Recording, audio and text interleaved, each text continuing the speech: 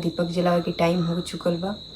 जाता है दीपक जलावे सरिया। तो चले लोग भगवान के दिखावत दीपक जलावे चलता है। तो हमने पर प्यार दुलार आशीर्वाद बनाए रखी लोगन। और लाइक सब्सक्राइब, वीडियो अच्छा लगे तो लाइक सब्सक्राइब करें लोगन। और इससे अच्छा वीडियो आई का करी, टाइम ना मिल पावा था हमने के दोनों आदमी के, ठीक। और चली लोगन रोगा लोगन के लिए चलते हैं। अब दिया चला, शाम हो चुकल बा।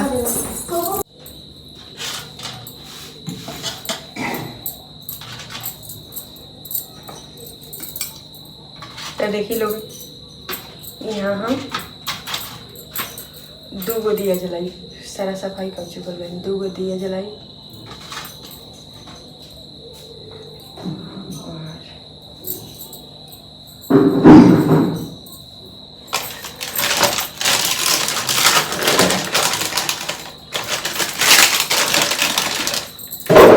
एगो गेट पर ला और एगो माता रानी के पास में। ये हरि दर्शन कौन है? हरि दर्शन धूप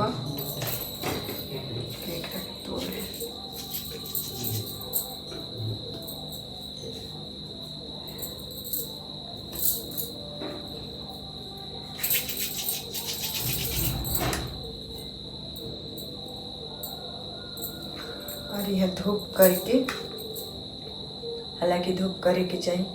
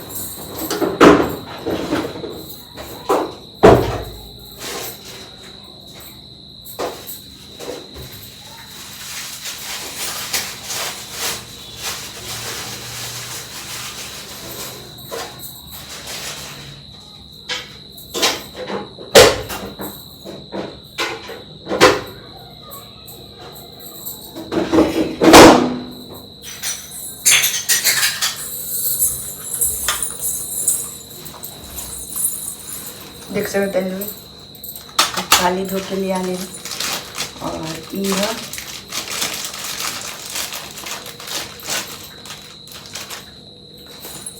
लौंग और इलायची। तो माता रानी के रोज भोग में सुबह शाम लौंग इलायची के भोग जरूर लगाएं लोग।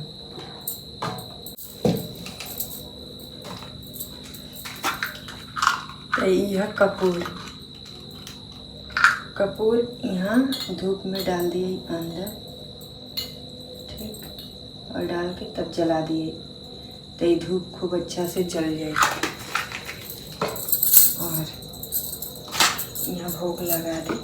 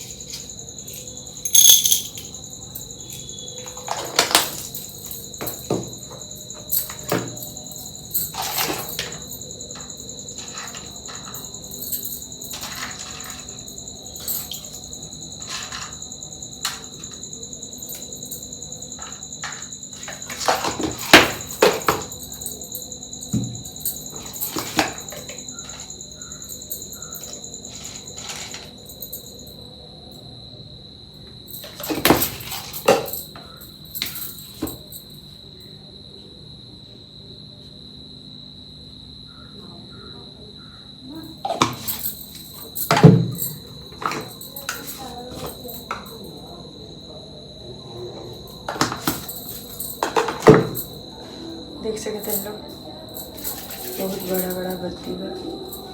ऐसे एगो बत्ती में 2 गो करतन कोई वाला भी देख सकते हैं। जला चुके हैं और ये धूप जलाया जाता है।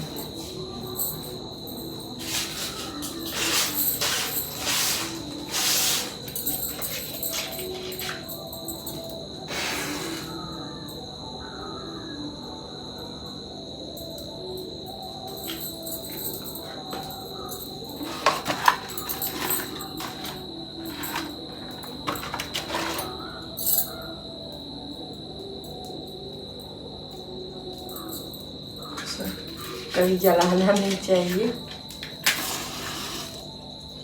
कभी ना जलावे के।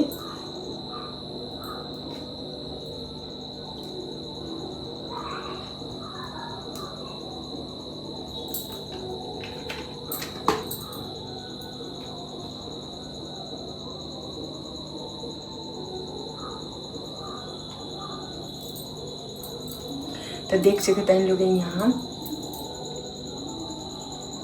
हम धूप जला चुकल बानी हरे दर्शन, और ये दिया दो जला चुकल बानी और जला के लिए बानी।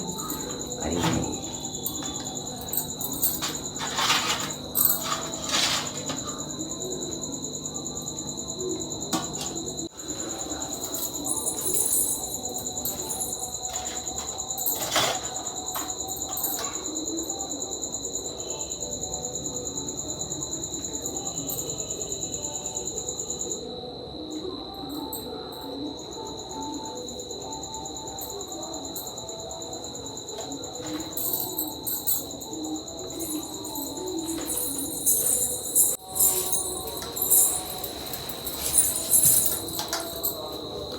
तरुआ लोग देख सकते हैं लोग, हम गेट पर से दिया रख के चारों तरफ दिखा के आ चुकल बानी घरे।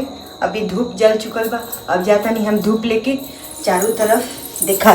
तो चल लोग आज हम अपन आगे से पीछे, तो खाली रूम के हमरा देख ले बानी लोग। अभी चल लोग आगे से पीछे तक हमरा वालों के आज दिखाई कि कितना हमारा घर में रूम बा और कितना हमके अभी बहुत सारा बनल नहीं है।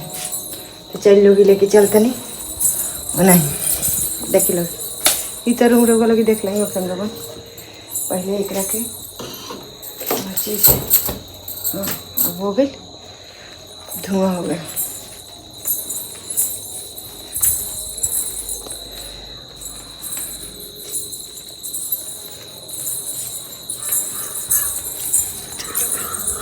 अगर जे हमरा गर्मी लगेला घर में खाना ना बना पाइले तो देखी लोग यहाँ आके बाहर आंगन में बैठ के बनाइले। और चल लोग बनाएंगे, दिखाओ तो पीछे के लोकेशन देखी लोग। ये पीछे पूरा अभी बहुत सारा अभी बनल उनल है। ये हमरा देवर के रूम है जिसमें हम ये दिखाओ तनी अभी बनल नहीं है, बन चुकल बा लेकिन कलर उलर नहीं के बल देख लो। इन्हें अभी बहुत सारा इन्हें पूरा बनल बा, बहुत अभी काम बाकी बा घर में, बहुत ज़्यादा लगभग अरे बहुत काम बाकी बा। चल लोग मेरे बोलो गेट पर ले चलता नहीं। अभी इन्हें देख लो अभी काम लागल बा, अभी आधा से ज़्यादा काम बाकी बा।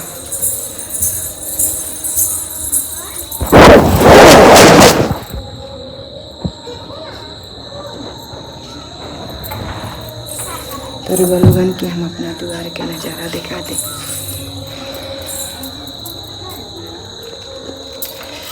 सॉरी ऐसी बाद में दिखाए, बहुत सारा लोग बैठल हो। ये हमारा आंगन है, ये आंगन के कल है।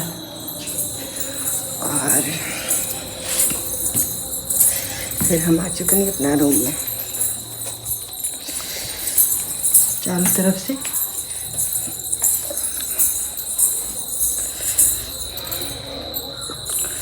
अब यहाँ के रहती तो अच्छा से देखती बनती। अब हम अकेले जितना भी हो सकल हमरा से उतना रुगल के दिखाई है। अब यहाँ के आए तो अच्छा से फिर दिखाएं। चलता ही हम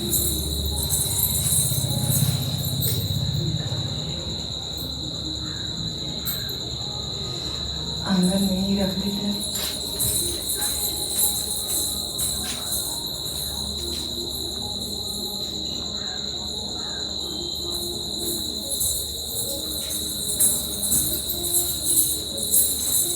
तो चलिए फिर मिले यहाँ के आवतन तो अगला ब्लॉग में। रउआ लोगन से प्यार दुलार आशीर्वाद बनाए रखें हम लोगन। रउआ लोगन के हिम्मत से प्यार से दुलार से हम ब्लॉग बना पावत नहीं तो बहुत कुछ अभी दिल में बा कहे ला रउआ लोगन से। मिलता नहीं अगला ब्लॉग में। बाय।